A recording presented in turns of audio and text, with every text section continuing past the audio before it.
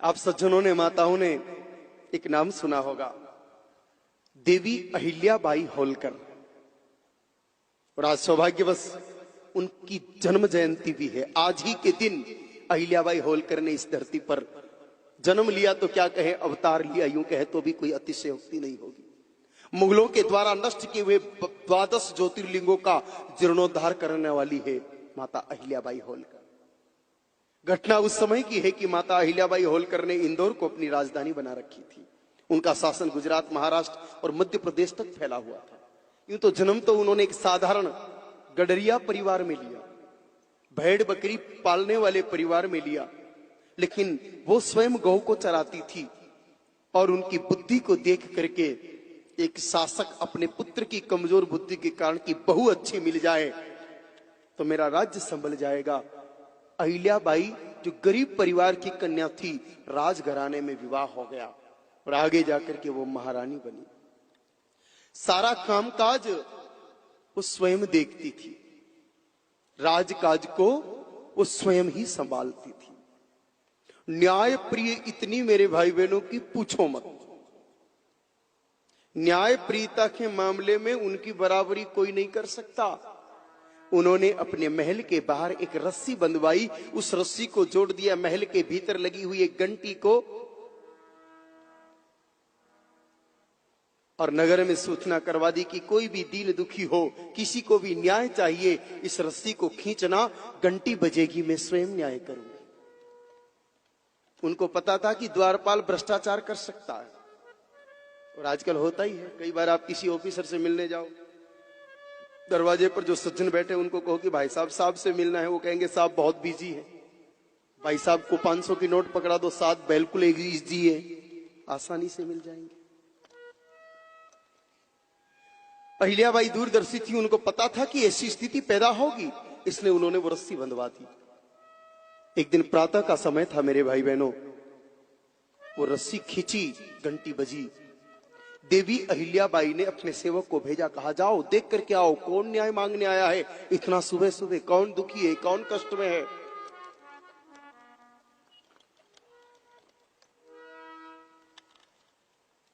सेवक गया, घूम करके आया, आकर के कहा कोई नहीं है मां।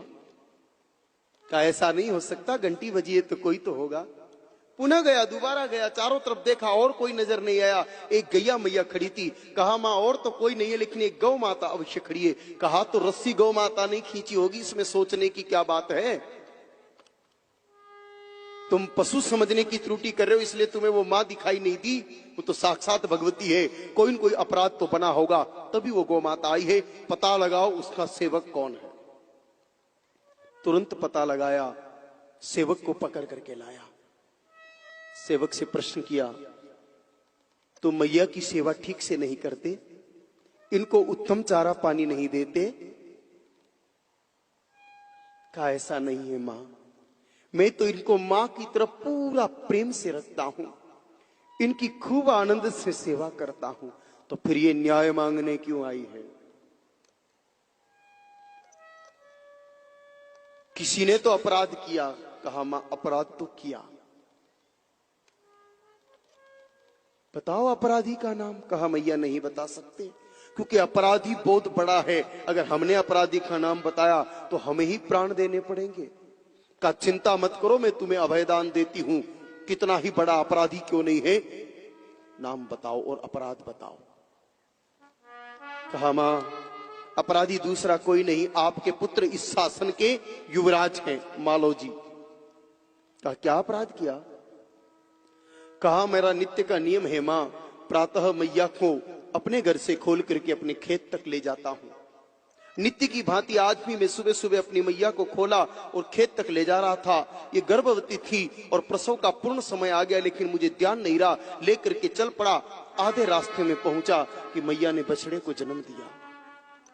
मैया उस बछड़े को चाट ही रही थी, अभी पूरी तरह से चाट ही नहीं पाई कि आपके पुत्र मालोजी प्रातः प्रातः हवाखोरी के लिए रथ में सवार होकर के आए। रास्ता चौड़ा था, चाहते तो रथ को इधर उधर होकर के निकाल सकते थे, अथवा रोक करके हमें अवसर दे देते कि हम बछड़े को एक तरह कर देते, क्योंकि अभी तक बछड़ा स्वयं उठने की स्थिति में नहीं था। लेकिन राजपद के मद में डूब करके युवराज ने उस रथ को बछड़े के ऊपर होकर के निकाल दिया गौ माता के देखते देखते। और वो नवजात बछड़ा इतने बड़े रथ का वजन सह नहीं पाया और क्षण मात्र में उसके प्राण निकल गए।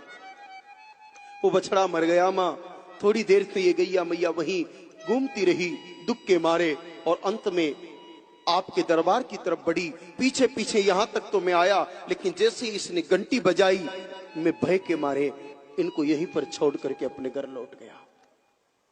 मां अगर सचमुच न्याय कर सकती हो तो आज न्याय करके दिखाओ। माता अहिल्याबाई होलकर परम शिव भक्त, और जो वास्तव में शिव भक्त हो वो अन्यायी कैसे हो सकता है?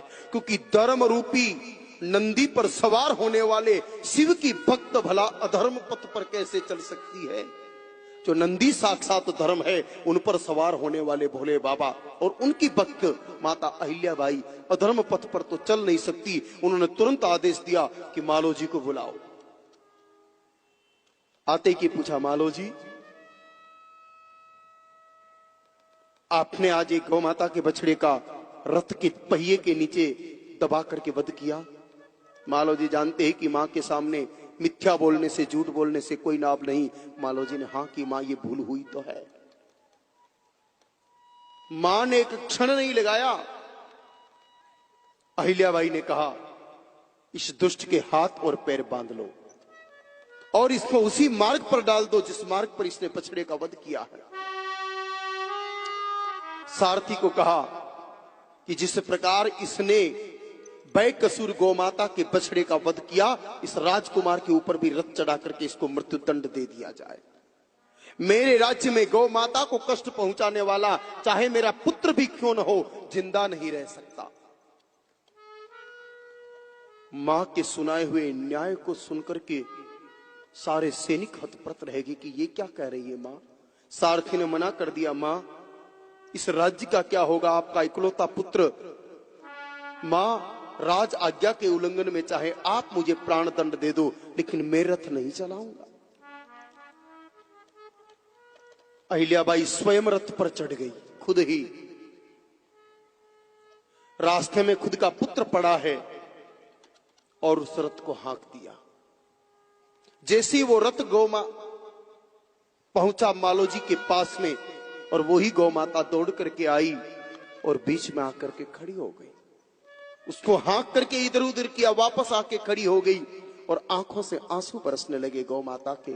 मां कहने लगी दूसरी मां को, गौ माता माता अहिल्याबाई को अश्रु धारा के माध्यम से कहने लगी कि मां आप न्याय तो कर रही हो, लेकिन आपके पुत्र की मृत्यु के बाद आपको कितनी पीड़ा होगी एक मां ही समझ सकती है।